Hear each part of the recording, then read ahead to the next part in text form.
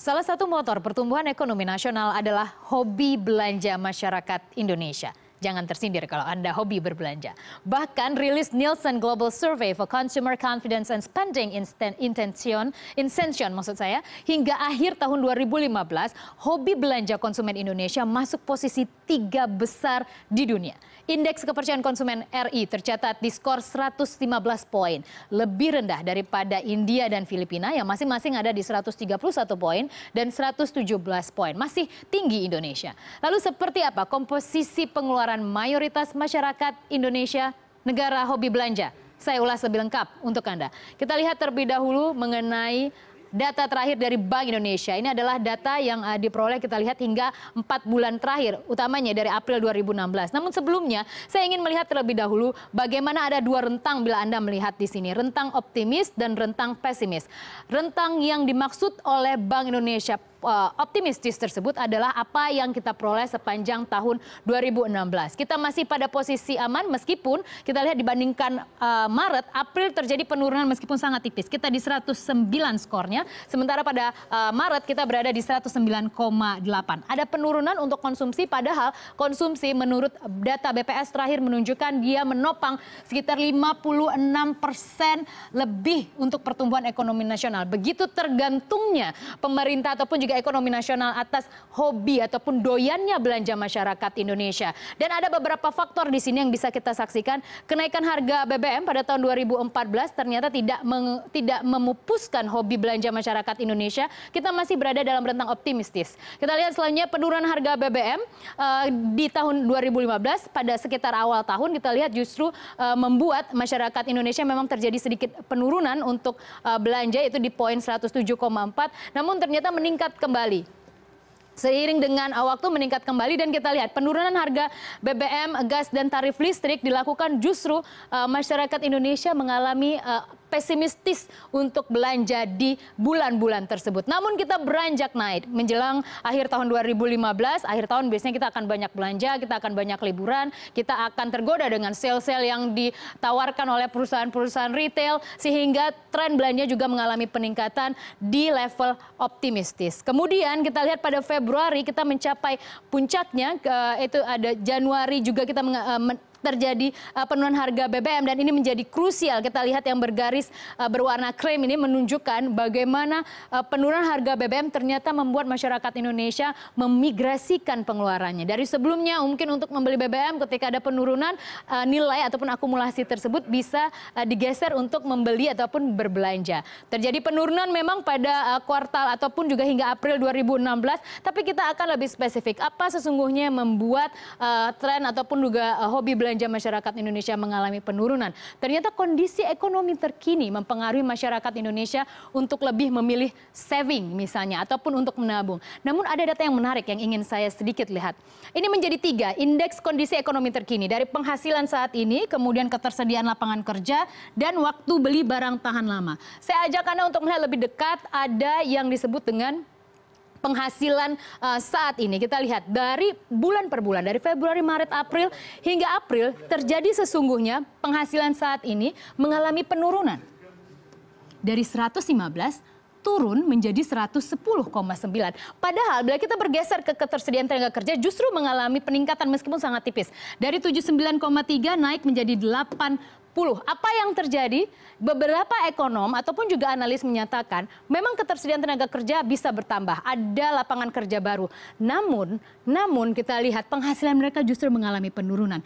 Perlambatan ekonomi utamanya di beberapa sektor migas dan lain sebagainya tampaknya membuat penghasilan para karyawan harus beradaptasi dengan kondisi laba bersih perusahaan, kemudian juga perusahaan yang tengah melakukan proses transisi untuk beradaptasi dengan laba bersih yang mereka hasilkan karena ada perlambatan ekonomi, perlambatan permintaan untuk sektor-sektor tertentu, sehingga ini menjadi bukti bahwa ternyata tidak selamanya ketersediaan lapangan kerja juga membuat para konsumen yakin bahwa indeks ekonomi terkini utamanya untuk penghasilan mereka pada bulan April akan juga mengalami peningkatan. Utamanya ini adalah untuk karyawan existing. Selanjutnya kita lihat waktu beli barang tahan lama juga mengalami penurunan dari 95 menjadi 93,2. Selanjutnya kita akan bergeser untuk melihat setelah tren kondisi ekonomi terkini, kita bicara mengenai ekspektasi. Ekspektasi saya kemudian ekspektasi banyak orang dari responden yang dilakukan oleh Bank Indonesia. Kita lihat ini adalah data dari Februari, Maret, dan juga April.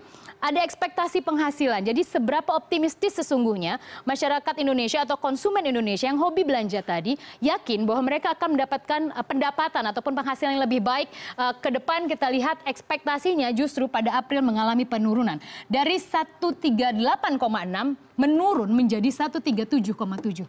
Tidak begitu yakin akan ada perbaikan penghasilan. Ini sangat negatif sesungguhnya. Bagaimana mereka tidak begitu yakin dengan pendapatan mereka. Kalau mereka tidak begitu yakin akan ada pendapatan, bagaimana mereka bisa yakin akan belanja?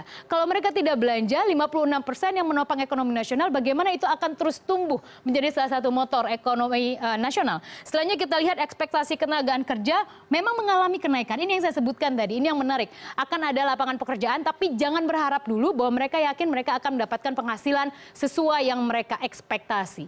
Jadi mungkin seharusnya berharap bisa mendapatkan gaji sekitar 7 juta, mereka akan lebih pesimistis, mungkin akan hanya sekitar 5 juta saja. Selanjutnya ekspektasi kegiatan usaha juga mengalami penurunan dari 128,1, turun ekspektasinya pada April menjadi 126,9. Saya ke slide selanjutnya untuk mengetahui komponen pengeluaran rumah tangga. Ini menarik, mayoritas ini akan berkenaan dengan masyarakat segmen menengah, utamanya yang memiliki penghasilan 4 sampai 5 juta rupiah per bulan. Dan bila kita kaitkan lagi, ini adalah apa yang mereka lakukan rata-rata.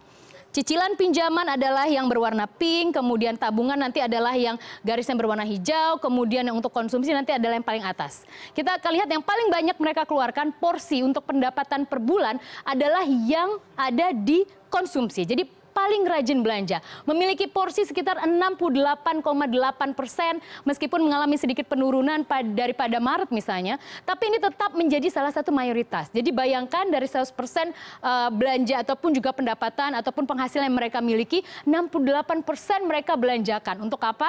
Anda mungkin hobi nongkrong di kafe, Anda hobi beli sale baju, kosmetik, kemudian lipstick dan lain sebagainya. Itu adalah yang terapresiasi, yang terlihat dari angka 68,8% itu. Ternyata Bank Indonesia juga mencatat setiap detik aktivitas ekonomi yang dilakukan oleh masyarakat Indonesia. Selanjutnya kita lihat adalah untuk tabungan. Untuk tabungan ternyata agak lebih baik ya. Kita lihat memakan porsi sekitar 19%. Dan untuk tabungan mengalami peningkatan. Ini artinya masyarakat Indonesia sudah mulai mewaspadai kondisi ekonomi terkini. Karena tadi mereka memiliki ekspektasi kondisi ekonomi tidak begitu baik. Mereka menaikkan untuk komposisi saving dari 18,5% menjadi 19%. It's a good news meskipun untuk data ekonomi nasional, pemerintah tampaknya juga harus berhati-hati karena kalau mereka lebih banyak memilih saving itu mungkin saja akan menjadi salah satu ancaman dalam tanda petik lain untuk ekonomi nasional. Karena kita sangat bergantung dengan konsumsi rumah tangga ataupun belanja rumah tangga. Bila kita melihat bagaimana penghasilan 4-5 juta, mayoritas adalah segmen menengah, ini juga mendapatkan stimulus pajak oleh pemerintah. Kita ingat beberapa waktu yang lalu pemerintah memberikan stimulus untuk sektor ini. Mungkin ini yang dimaksud oleh pemerintah. Ketika mereka tidak harus lagi mendapat kewajiban pajak, mereka bisa memigrasinya dengan belanja. Mungkin mereka bisa menambah porsi belanja mereka untuk sementara meskipun ini sangat rapuh sebenarnya kita menggantungkan ekonomi nasional di konsumsi rumah tangga, tapi paling tidak itu adalah fakta yang harus kita hadapi dan pemerintah harus berpikir apa yang mereka harus lakukan. Selanjutnya kita lihat untuk cicilan pinjaman itu memakan porsi 12,2%, ini meningkat dari 12% pada Maret dan trennya secara tren relatif stagnan sesungguhnya, tidak terlalu banyak pergolakan. Hanya pada 2015 di sini adalah titik-titik di 3 komposisi ini mengalami pergolakan. Kita lihat ketika konsumsi tabungan mengalami penurunan, konsumsi justru mengalami kenaikan. Dan untuk tabungan sendiri seiring juga dengan pinjaman ataupun cicilan pinjaman yang harus mereka bayar per bulan. Cicilan pinjaman bisa jadi KPR Anda ataupun juga kredit mobil yang Anda miliki atau kredit apartemen Anda. Ini adalah apa yang kita alami setiap bulan. Ini adalah pos-pos yang pastinya utamanya segmen menengah yang menguasai demografi penduduk Indonesia selalu lakukan. Kita ke slide selanjutnya untuk melihat komposisi tabungan, pinjaman dan juga rumah tangga. Kita lihat ini adalah perkiraan 6 bulan mendatang. Kita lihat untuk yang bergaris biru adalah perkiraan jumlah tabungan 6 bulan mendatang mengalami penurunan. Kita lihat hingga Oktober hanya di 122 indeksnya 0,8. Kemudian untuk indeks perkiraan pinjaman. Nah, ini yang tampaknya mereka akan lebih banyak meminjam ya. Mereka akan lebih banyak meminjam dibandingkan menabung. ini bisa menjadi refleksi mereka meminjam apa dulu. Kalau mereka meminjam dengan menggunakan kredit perbankan, artinya untuk perbankan sendiri kucuran kredit menjadi salah satu hal baik untuk perbankan, utamanya ketika mereka yakin rezim bunga murah akan segera tiba. Ketika bunga murah, maka masyarakat ataupun konsumen akan semakin yakin untuk melakukan pinjaman karena mereka tidak terlalu dibebani bunga yang lebih banyak, yang begitu tinggi. Selanjutnya untuk pinjaman ataupun juga kita lihat yang bergaris biru adalah tabungan, mereka akan menguranginya karena mereka akan lebih mengurasnya ke pinjaman yang mereka merasa tidak begitu rugi karena bunganya juga sudah masuk akal paling tidak bagi mereka yang menuju yang disebut oleh Presiden Jokowi menuju single digit interest. Jadi ini menjadi proyeksi ke depan dan ini menjadi salah satu berita baik ketika perbankan Indonesia mau mengikuti apa yang diinginkan ataupun target dari pemerintah. Intinya Indonesia negara yang hobi belanja. Paling tidak sampai saat ini menarik bagaimana kita lihat karakter masing-masing negara, bagaimana Jepang misalnya yang Tiongkok misalnya yang bergeser untuk ke sektor konsumsi, sektor ataupun juga penopang yang saat ini Indonesia sudah punya, sementara kita masih berusaha untuk menggenjot sektor manufaktur, kemudian menjual industri yang memiliki value added lebih baik. Tapi paling tidak ini menjadi cermin bahwa apa yang kita lakukan sehari-hari ketika Anda mengeluarkan uang untuk konsumsi, untuk membeli apapun yang Anda inginkan, itu menjadi salah satu penopang ataupun juga salah satu yang menggerakkan ekonomi nasional setiap saat hingga beberapa waktu ke depan.